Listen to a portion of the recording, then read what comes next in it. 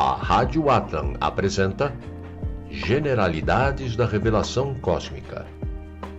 Sabemos mesmo?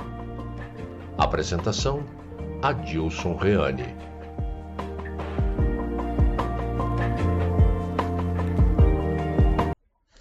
Olá pessoal, meu nome é Adilson e no nosso programa nós vamos tratar de vários assuntos, ou de algo que nós poderíamos entender como generalidades dentro da revelação cósmica. Assim sendo, nós vamos dar início aos nossos programas, a nossa série de programas, falando hoje sobre nanotecnologia, ou seja, a nanotecnologia e a nanotecnologia pré-humana ligada ao projeto Talme. Por definição, a nanotecnologia é uma ciência que se dedica ao estudo da manipulação da matéria numa escala atômica e molecular, lidando com estruturas entre 1 e 100 nanômetros. Pode ser utilizada em diferentes áreas, como a medicina, eletrônica, ciência da computação, física quântica, a química, a biologia e a engenharia dos materiais. Esclarecendo que 1 nanômetro se refere à escala de 10 a menos 9 metros, ou seja, é uma medida bastante pequena. O princípio básico da nanotecnologia é a construção de estruturas e novos materiais a partir dos átomos. É uma área promissora, mas que dá apenas seus primeiros passos, mostrando, contudo, resultados surpreendentes, principalmente na produção de semicondutores, nanocompósitos, biomateriais, chips, entre outros. É vamos dizer assim, uma ciência, um ramo da tecnologia que se iniciou no Japão. Ou seja, a nanotecnologia busca inovar invenções, aprimorando-as e proporcionando uma melhor qualidade de vida ao ser humano, ao homem. E isso pode ser verificado como referência na própria Wikipedia, buscando por nanotecnologia. Como mencionado, 1 nanômetro é a medida referente a 1 vezes 10 a menos 9 metros. Mas vejamos que existem outras possibilidades, tanto menores como maiores, né, muito maiores que 1 nanômetro. Para se ter uma ideia, a escala que se utiliza usualmente vai desde iota, que seria o equivalente a 10 a 24 metros, como a iocto, que vai na escala de 10 a menos 24 metros. Esses prefixos, eles podem ser facilmente encontrados na internet. São a base do Sistema Internacional de Unidades. Obviamente que essas medidas mencionadas, elas não são nem as maiores, nem as menores medidas de distância utilizadas dentro das ciências. Mas para as aplicações atuais, são as mais corriqueiras e utilizadas em termos de desenvolvimento dentro do mundo microscópico ou macroscópico, e também das observações que podem ser feitas desses próprios mundos.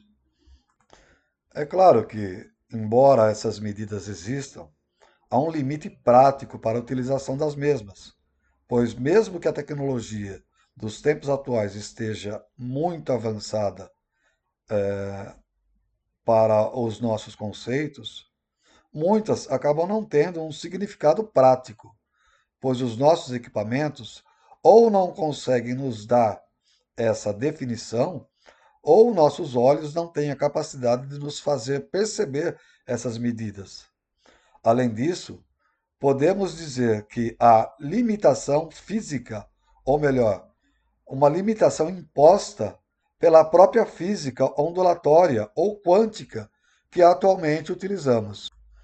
Isso significa que para o nosso universo, por exemplo, que segundo a cosmologia existe há 13,8, 13,7 bilhões de anos, seu diâmetro observável é atualmente de 93 bilhões de anos-luz, ou 8,8 vezes 10 a 26 metros.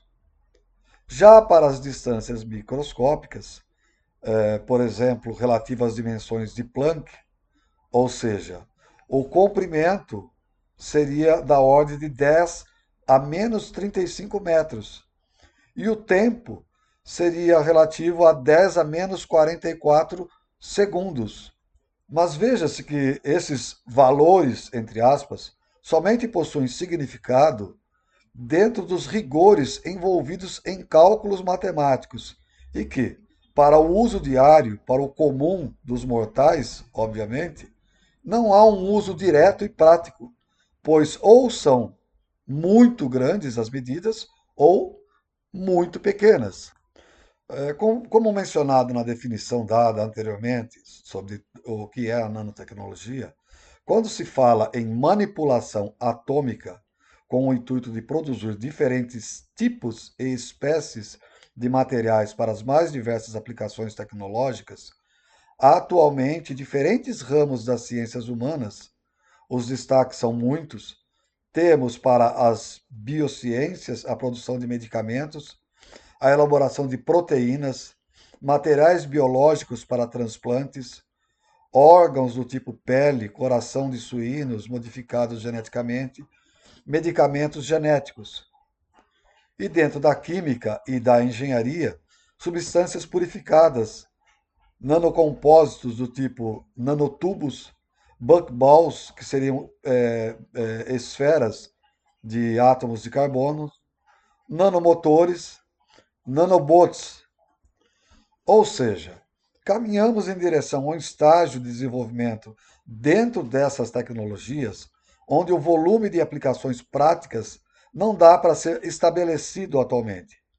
Claro que dentro dessas aplicações não se poderia deixar de mencionar o ramo do desenvolvimento eletrônico na área de circuitos, onde entram os processadores de alto desempenho, memórias e uma série de componentes que têm revolucionado o setor de hardware em várias aplicações.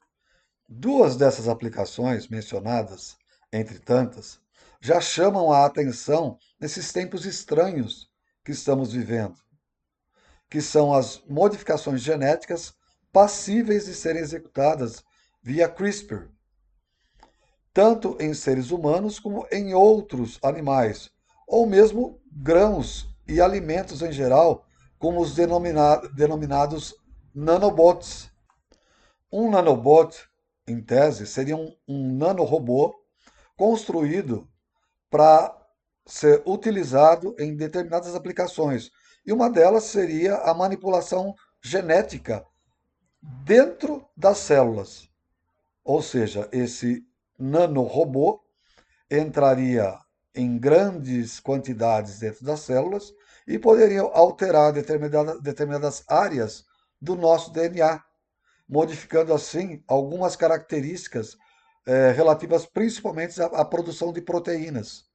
E isso tem uma implicação enorme na vida dos seres humanos ou de qualquer outro ser vivo. Para muitas pessoas, essas aplicações tecnológicas simplesmente não deveriam existir, pois, para suas percepções, isso as levam a pensar em deformidades genéticas da própria espécie humana e de várias espécies viventes, se não todas, ou mesmo a total eliminação da vida sobre a Terra, devido à perda de controle de algum tipo de nanorobô, que poderia ser danoso à vida. Isso é possível? Claro, sim, é possível. É totalmente possível, da mesma forma que o impacto de algum tipo de bólido celeste espacial, obviamente, com o nosso planeta e a consequente também extinção da vida sobre a face da Terra. Dentro desse argumento, só para complementar a ideia, podemos dizer que ou o nosso sistema de monitoramento de corpos rochosos espaciais é muito eficiente e ou temos tido muita sorte por nossa espécie ter sobrevivido nos últimos milhares de anos. É isso mesmo? Bem, Particularmente, penso que não. Penso que os bólidos livres, ou seja, aqueles que sobreviveram aos choques com algum planeta ou algum satélite, que ainda circulam pelo nosso sistema solar, somente ainda não foram atraídos por algum corpo celeste do nosso sistema solar, como muitos o foram ao longo dos bilhões de anos de existência dos planetas e luas. Mas voltemos às nanoquestões. O futuro, dentro das nanociências, parece promissor, principalmente quando se relembra, por exemplo, uma das cenas do filme Matrix 4, o Resurrection, onde um corpo de um ser máquina é totalmente composto por nanobots. Esses oscilam, deformam a estrutura geral dos corpos, do corpo do ser formado e voltam a se reestruturar. Algo relevante de se mencionar acerca deste ser máquina é que o conjunto de nanobots, quando unidos para formar um corpo completo, assume um grau de inteligência superior, o que não é indício de que as individualidades também não possuam certo grau de inteligência e mesmo de senciência.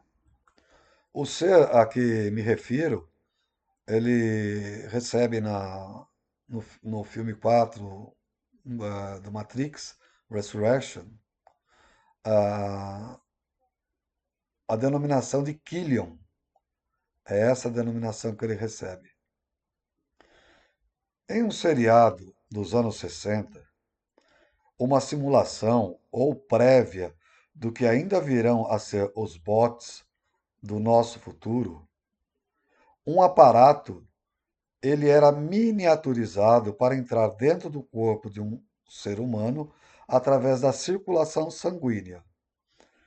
Mas, atualmente, e talvez num futuro não muito distante, aparentemente não será necessário miniaturizar algo, mas esse algo será construído a partir de seus componentes atômicos e exercerá as suas funções normalmente, para a qual tiver sido programado.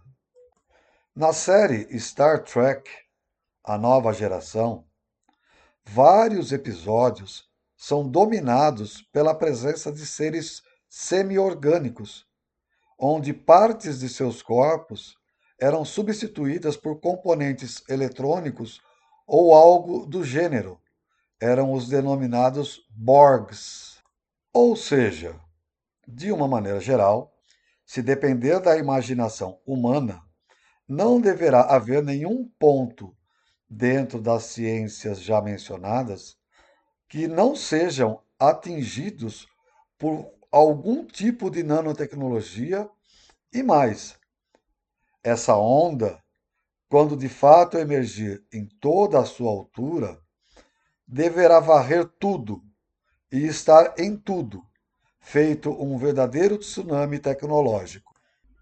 A miniaturização de componentes para aplicações em partes de corpos como substituintes funcionais, imagino que será algo bastante comum, muito embora, se a realidade copiar a ficção, dentro da própria série Star Trek, os tricorders evoluíram de um aparelho portátil que fazia as leituras de problemas físicos com sugestões de solução para um aparato que atua na restauração do problema encontrado, seja ele interno ou externo, tal como um ferimento, por exemplo.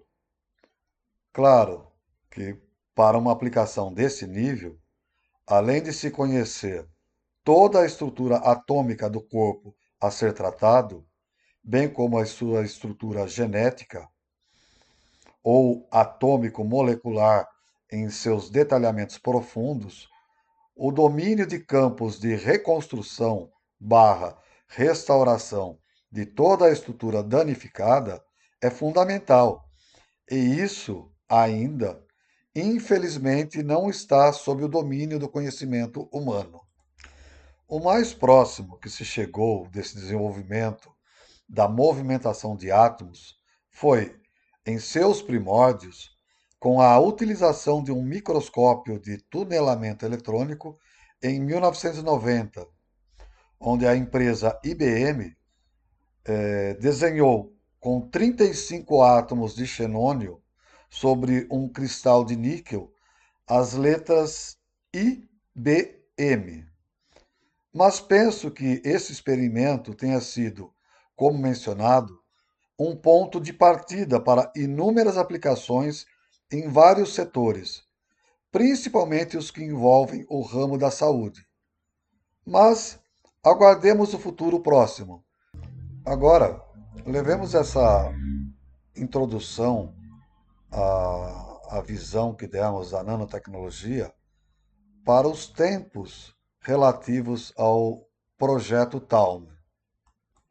Quando se olha a substância sob a perspectiva da teoria das cordas e das supercordas, tem-se que a formação de cada subpartícula dos átomos provém de frequências específicas de vibração de cada espécie de corda e o consequente colapso quântico na subpartícula a que se refere, sejam quarks, muons, leptons ou bósons, ou qualquer outra, destas ou que sejam pertinentes a algumas delas. Daí formam-se os prótons, nêutrons e elétrons que comporão a macroestrutura dos componentes das substâncias conhecidas ou do que conhecemos como átomos. Mas há aquelas partículas que, tempos atrás, somente eram teorizadas, como o bóson de Higgs e os neutrinos, que também já foram encontrados. E há ainda os táquions, supostamente partículas superluminais e ainda teóricas.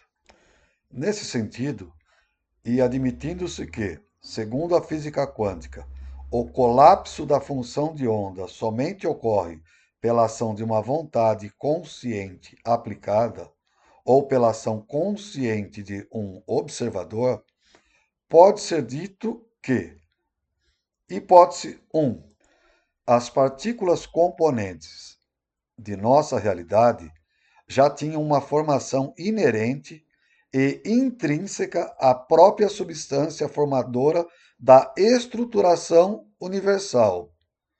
Ou, hipótese 2, realmente uma consciência atuou sobre a sopa de cordas primordial, originando as substâncias que iam se formando ou que se formariam ainda a partir de suas componentes bosônicas.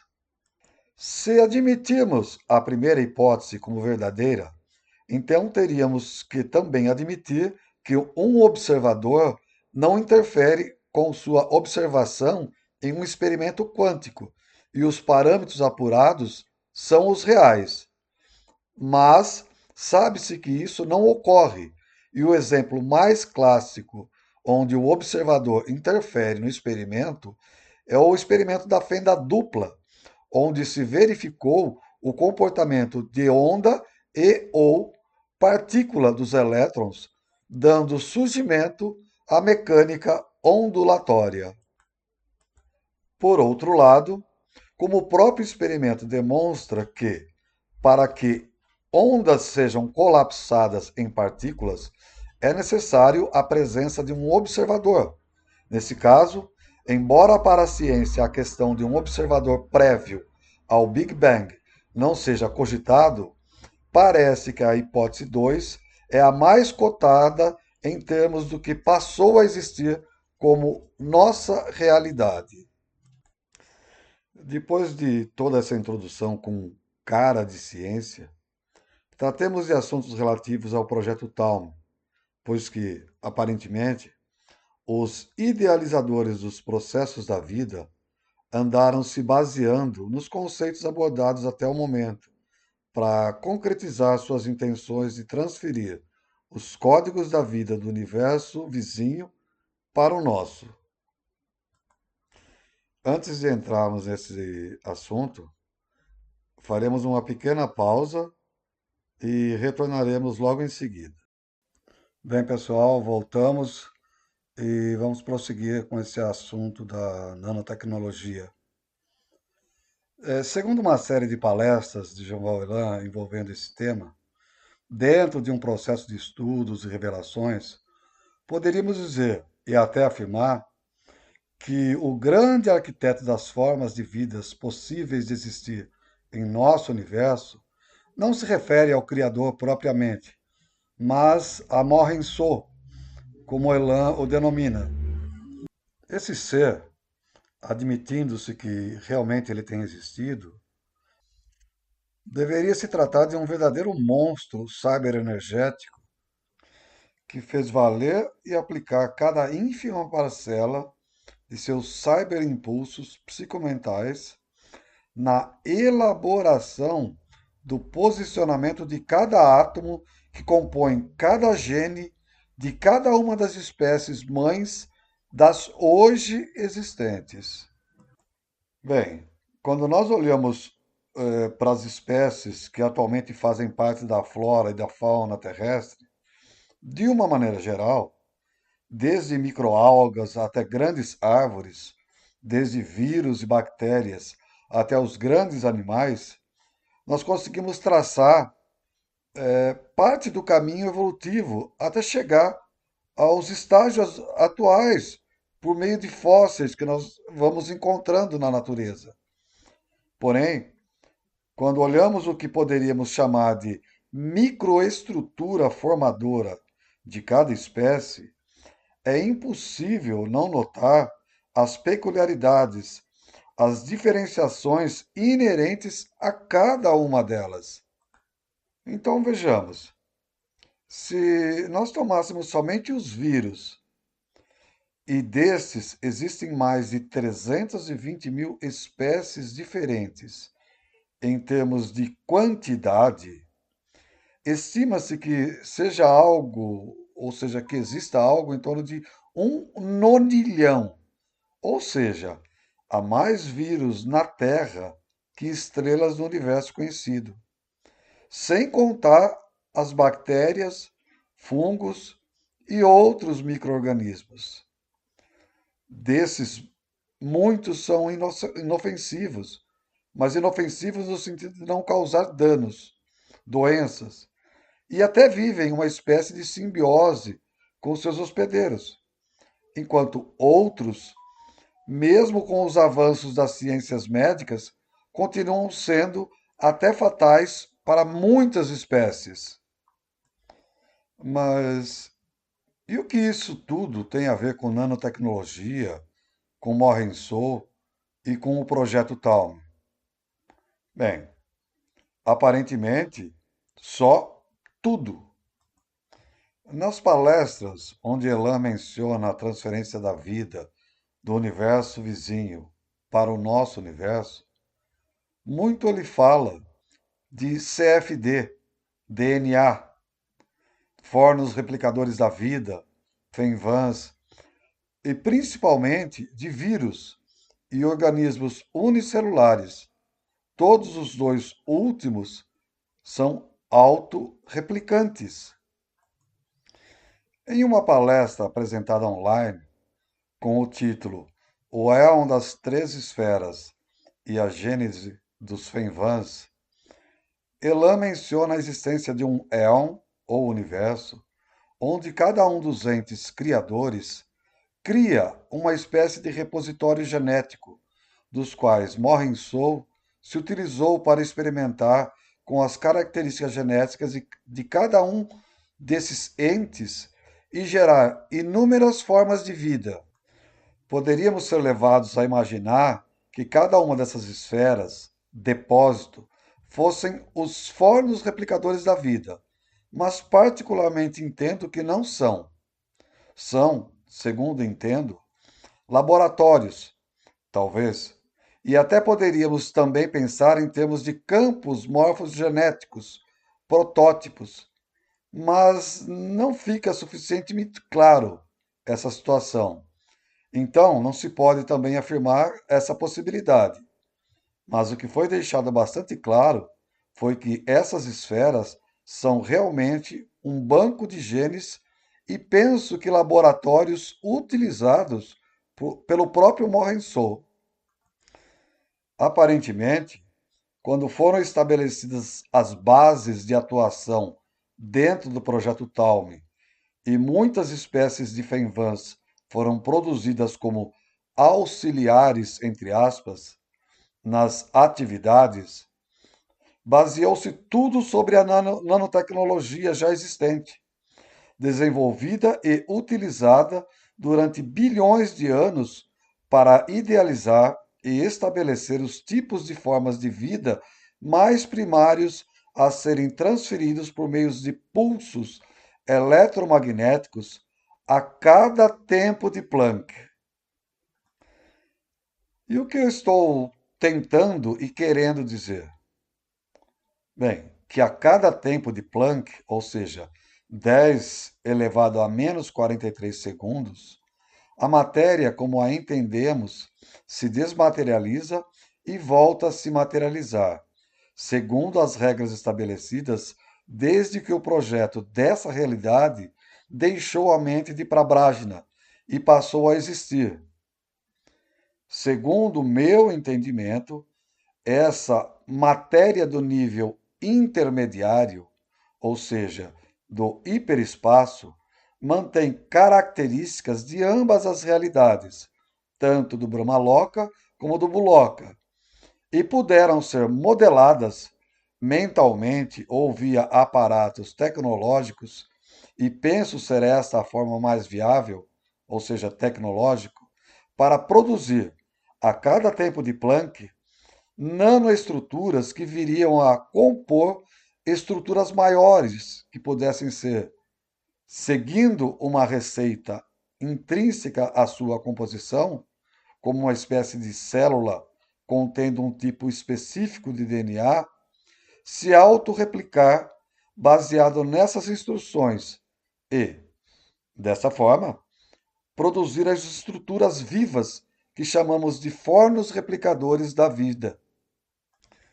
Isso parece ser algo maluco ou bastante parecido com ficção científica, mas dá para ter alguma segurança que nem a ficção, nesses e em muitos casos, sequer chegam perto do que foi realizado e produzido, tanto por Morgenthau como por seus fenvãs.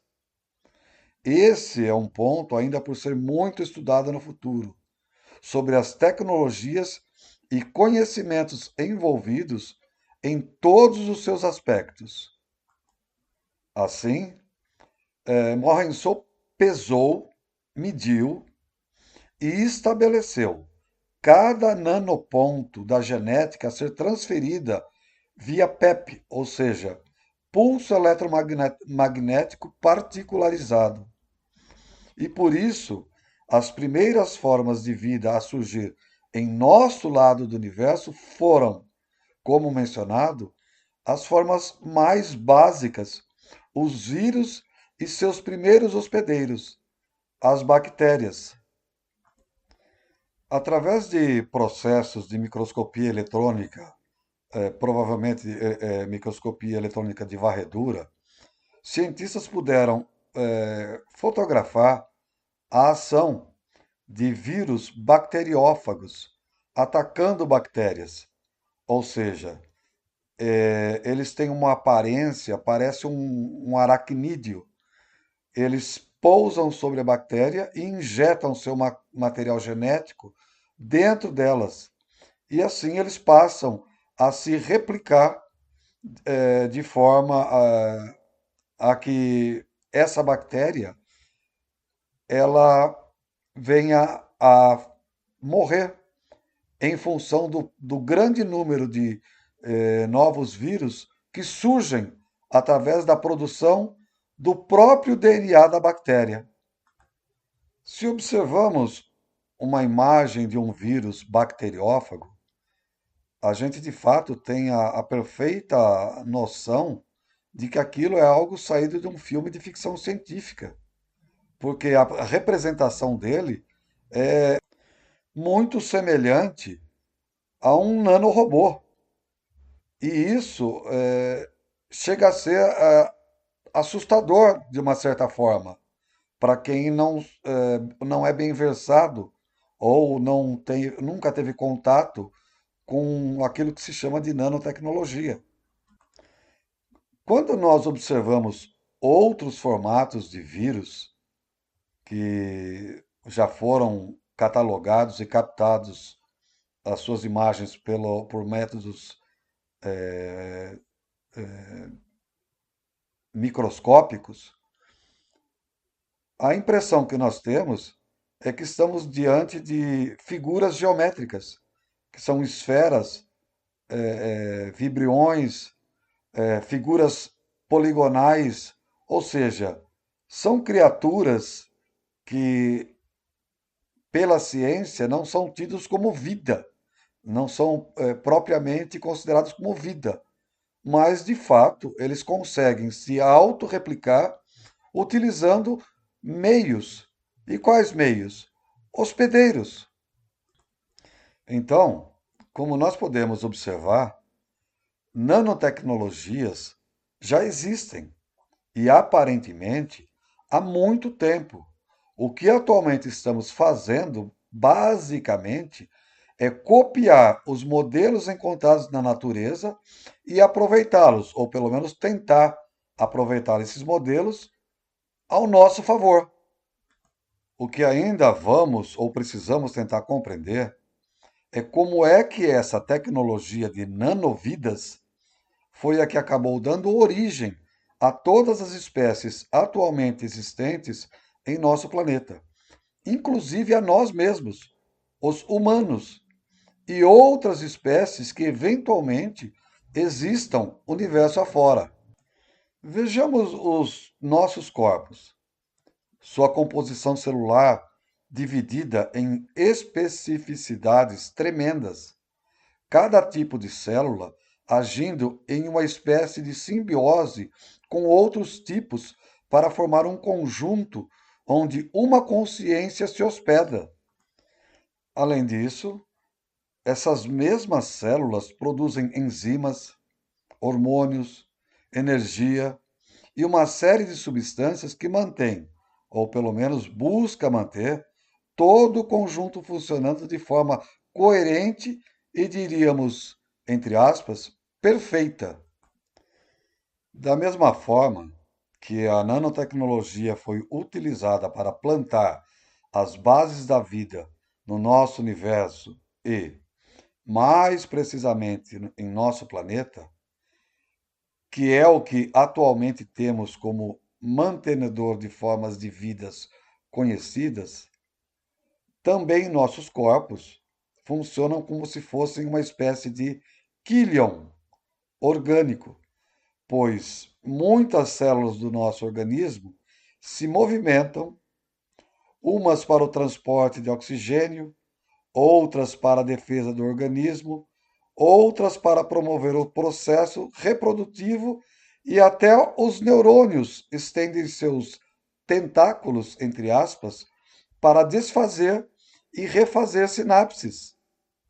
Desta forma, quando são mencionados os nanobots ou nanorobôs dentro dos diferentes aspectos da nanotecnologia, geralmente algumas pessoas acabam torcendo o nariz e não se vendo como partes desse tipo de aplicação dentro do próprio conceito da vida.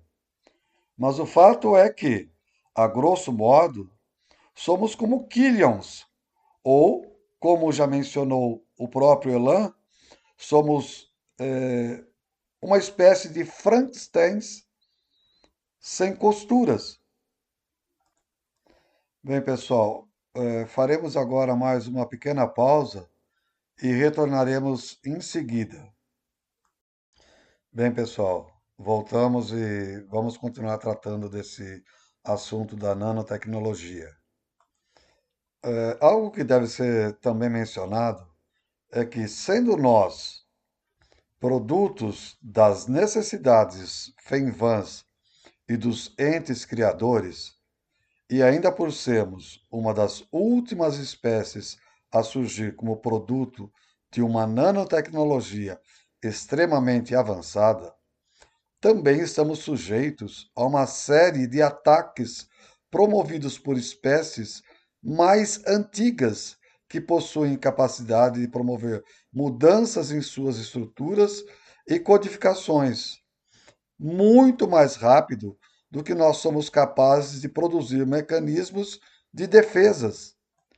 Por essa razão, de vez em quando surgem novas cepas de vírus ou nanorobôs autorreplicantes que acabam por fazer muitas vítimas entre os de nossa espécie e mesmo entre outras espécies.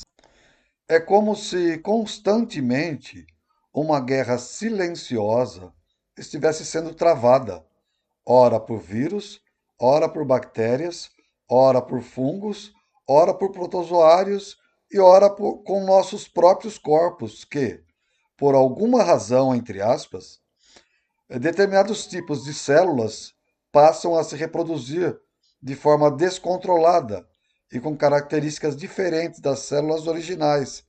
Geram tumores nos organismos animais e mesmo vegetais. Esses passam a produzir substâncias tóxicas para o organismo e, eventualmente, este para de executar suas funções normais e acaba por morrer. Dentro desse conceito de produzir toxinas dentro das células por meio dos próprios aparatos celulares, uma espécie de guerra silenciosa dentro dos corpos pode ser traduzida pelo conceito de prion, que são, basicamente, proteínas infecciosas, tais como as da chamada doença da vaca louca. Mas o que são prions? Basicamente, os prions são proteínas alteradas que, ao chegarem no organismo de um indivíduo, podem gerar uma série de problemas muito sérios. As doenças causadas por eles podem se originar em herança genética, no consumo de carne contaminada ou até mesmo de maneira aleatória e espontânea pelo próprio organismo. Ou seja, prions são compostos por proteínas codificadas pelo gene 20p12.3, localizado no braço curto do cromossomo 20, sendo responsáveis pela ativação de determinadas proteínas, amadurecimento e prolongamento de neurônios e modulação de respostas imunes. De uma maneira geral, nós poderíamos dizer que a estrutura atômico-molecular de nossas células e das substâncias por elas produzidas estão sujeitas a inúmeras alterações endógenas e exógenas que, segundo a conceituação que estamos utilizando, possuem estreita ligação com nanotecnologias avançadas, as quais somente estamos começando a desvendar suas estruturas, funcionalidades e os seus modos de ação. Novamente, busco a sustentação na mente extremamente brilhante de um ser, cuja longevidade atingiu a cifra dos 8 bilhões de anos.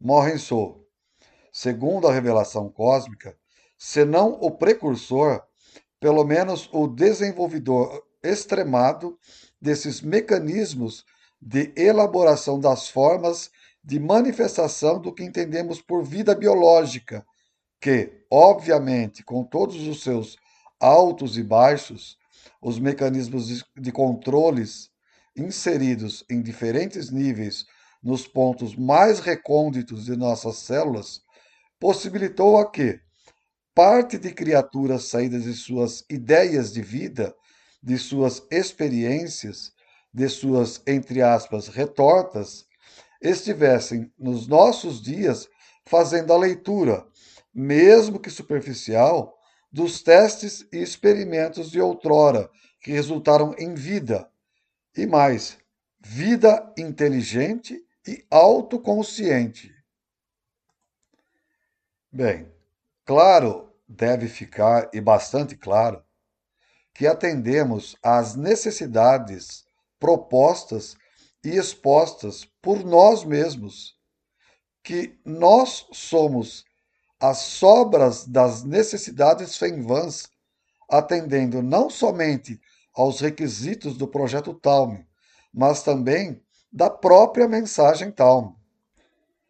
Devemos ainda buscar ter consciência que estamos num terreno de disputa acirrada por tudo aquilo que geramos de algoritmos mentais e que apropriamos como protocolos mentais e marcamos em nossa genética, pois esses alimentos gerados por esses egos, frutos de um epifenômeno de ação descendente, são os alimentos mais preciosos para esses seres que ficaram enclausurados em outros níveis de realidade e buscam, a todo instante, acessar esses, entre aspas, alimentos para poderem gerar novos problemas que precisam, que devem ser vivenciados e solucionados por nós.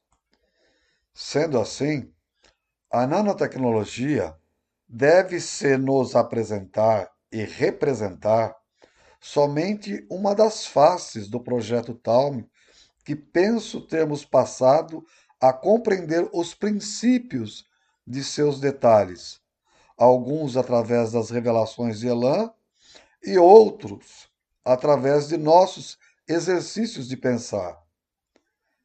Isso não quer dizer que estamos certos em nossas buscas de compreensão, mas que estamos sendo honestos dentro dos conceitos que tratamos e que, por serem tão subjetivos e se perderem nas brumas do tempo, espaço e dimensões, mais que certezas, devem nos trazer a tranquilidade de estarmos buscando compreender a realidade dentro do que nosso estágio de vida e capacidade intelectiva nos permite. Ora, nesse pequeno programa, falamos sobre ciências, tecnologias, ficção e especulamos sobre possibilidades. Resta-nos refletir se o que aqui foi tratado pode nos trazer algum tipo de fruto. Muitos conceitos foram propositadamente deixados em aberto para que, em havendo algum interesse da parte de quem for ouvir essas palavras, essa aventura, possa seguir esses conceitos, verificar aquilo que foi mencionado e se direcionar da melhor forma possível.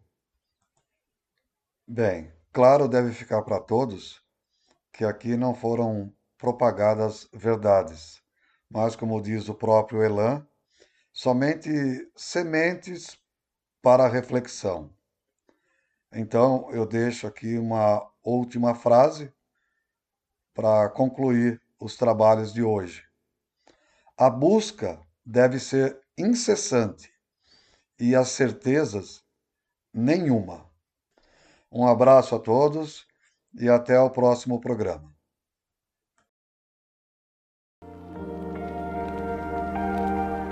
Você ouviu pela Rádio Atlan Generalidades da Revelação Cósmica. Sabemos mesmo? Apresentação: Adilson Reane.